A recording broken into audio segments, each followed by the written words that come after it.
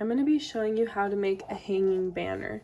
So I used all my own materials to make this, and then I embroidered my own design on it. Then you'll see how the back is completely blank like this, so it looks nice and neat. So I'm going to be showing you how to make the actual banner so that you have something to stitch on. So to make this, you're going to need a few things. You'll need your fabric. I like to use duck canvas fabric, just because it's really sturdy and thick. You'll also need your banner template. So this is something I've created so that you know what size to make your banner. You'll need a wooden dowel, you'll need scissors, and then you'll need some sort of rope or string to tie so that your banner has something to hang on at the end. So the first thing you'll want to do is cut out your banner, and you're just going to cut along these dotted lines. The other 3 sides of the page can stay as is. Our banner is going to be about 8.5 by 10.5 inches, 10.5 being from the longest point.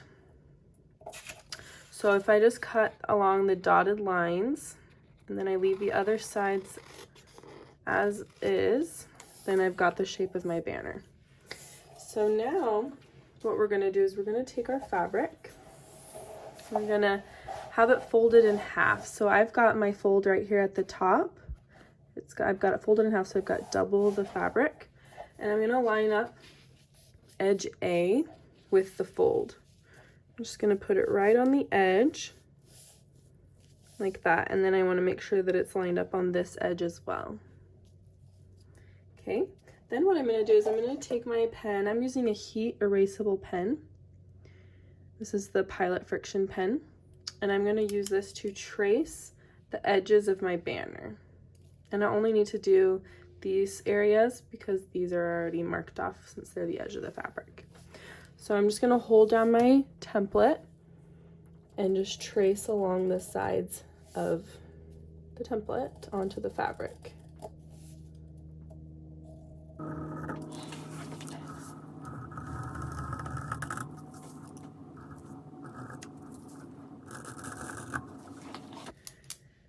So once you've traced it, you can remove the template, and now you can see we've got the shape of our banner.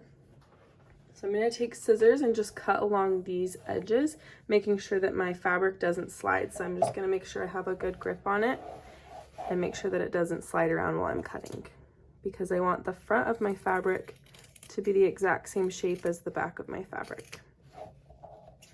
So I'm only cutting along the lines I drew.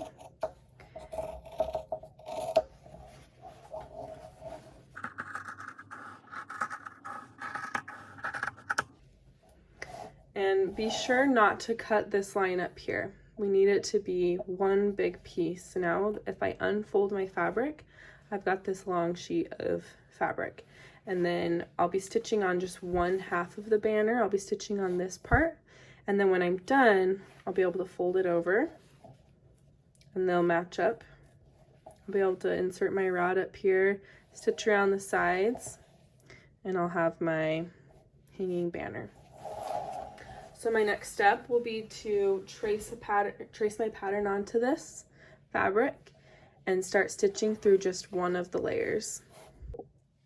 So I went ahead and stitched my design on my banner like this. So I've got the one side with stitching, and then this half is still blank because that's going to be the back of my banner. And then you can see what it looks like on the other side. So now that I'm done with the design, I'm ready to turn it into a banner.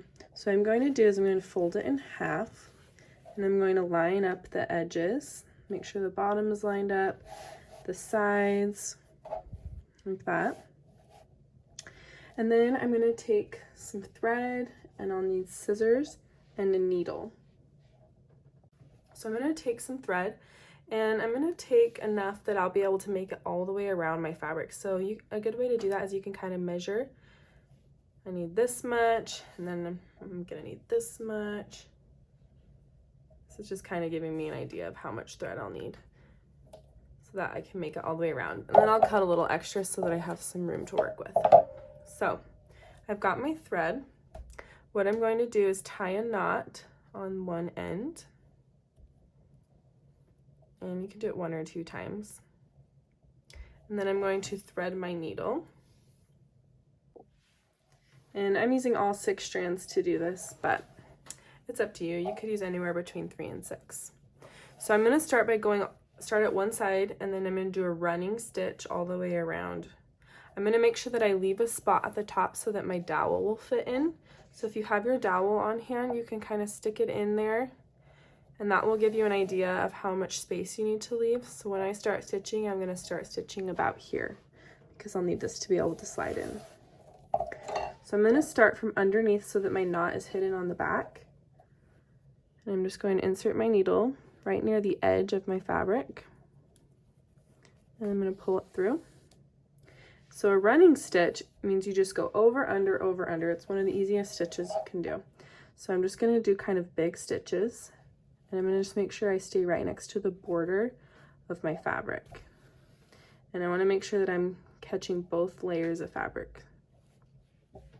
So now I'm going to go one space ahead from underneath, bring my needle up, and then do one stitch forward. I'm going to try to make all my stitches the same length on both sides of the fabric. So now I'll bring my needle up and then down. So I'm literally just going around it, going over, under, over, under. And by doing this, we're just sewing both pieces of fabric together. So once I get to this corner, I'm going to switch directions and follow the next edge.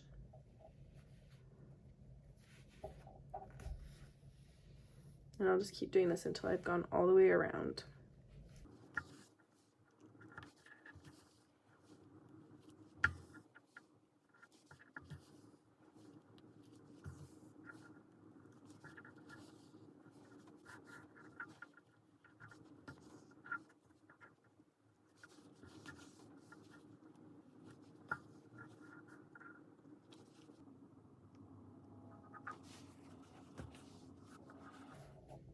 So now I'm near the top, and since all my stitches weren't perfectly even, I've got kind of a big space up here. So I'm just going to do one small stitch just to hold that in its place.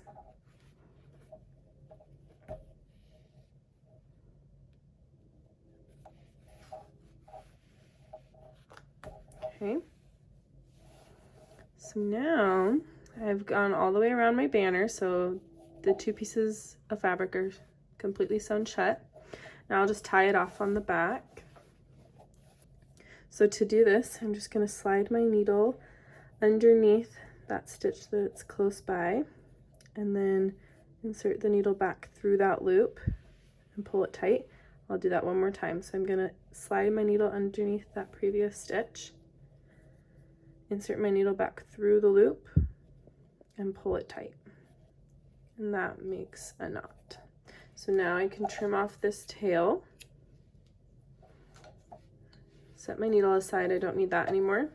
So I've got my banner almost done. So now I'm going to take my wooden dowel, and I'm just going to slide it through the top, like that. And then I'm going to take some rope or string, whatever you have, and I'm going to tie it to my wooden dowel. So I'm just going to tie a double knot on both sides.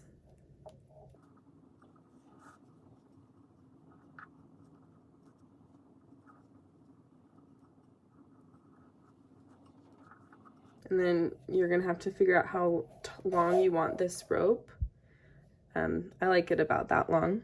So then I'm going to tie it on the other side and try to keep it in that same position so that the rope stays about the length I wanted it to be.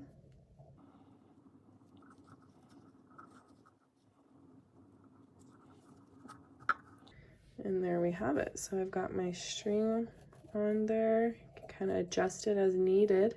And now it's ready to hang on a wall.